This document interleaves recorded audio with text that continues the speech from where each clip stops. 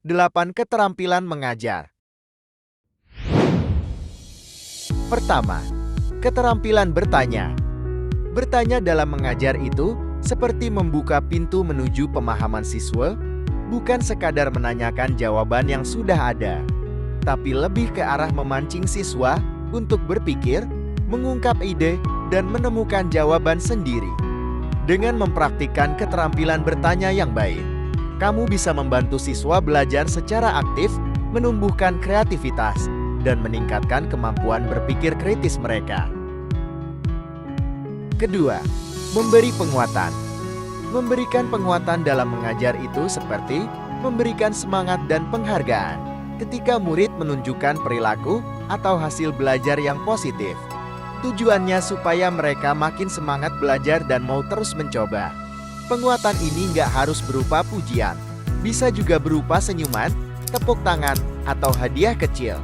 Yang penting, penguatan tersebut harus spesifik, langsung diberikan setelah perilaku positif, dan membuat murid merasa senang dan ingin melakukannya lagi. Gak cuma pakai satu metode mengajar, kamu bisa pakai berbagai cara supaya murid lebih tertarik dan fokus. Misalnya, kalau biasanya kamu cuma ceramah, coba tambahin dengan video, permainan, atau diskusi kelompok. Guru punya pengetahuan yang ingin disampaikan ke murid, tapi agar pengetahuan itu bisa diterima dengan baik, guru perlu menjelaskannya dengan bahasa yang mudah dipahami, memberikan contoh konkret, dan menghubungkannya dengan pengalaman murid. Jadi, bukan hanya ngasih tahu, tapi juga ngebantu murid memahami. Keterampilan membuka dan menutup pelajaran. Keterampilan membuka dan menutup pelajaran itu ibarat prolog dan epilog dalam cerita. Membuat murid penasaran di awal dan meninggalkan kesan baik di akhir. Berikut ini caranya. 6. Keterampilan membimbing diskusi kelompok kecil. Diskusi kelompok kecil bisa jadi cara efektif untuk menguji pemahaman murid, melatih kemampuan berkomunikasi, dan meningkatkan kerjasama. Triknya, jadilah juru arah yang bijak, bukan bos yang ngatur jalan. 7.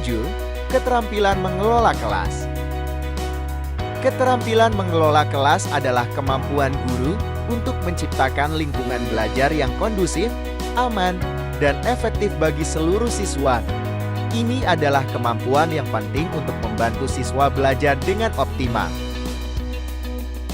Terakhir, keterampilan mengajar kelompok kecil. Mengajar kelompok kecil ibarat membimbing sekelompok anak kecil menjelajahi taman. Setiap anak punya kecepatan dan ketertarikan berbeda, butuh pendekatan dan perhatian yang berbeda pula.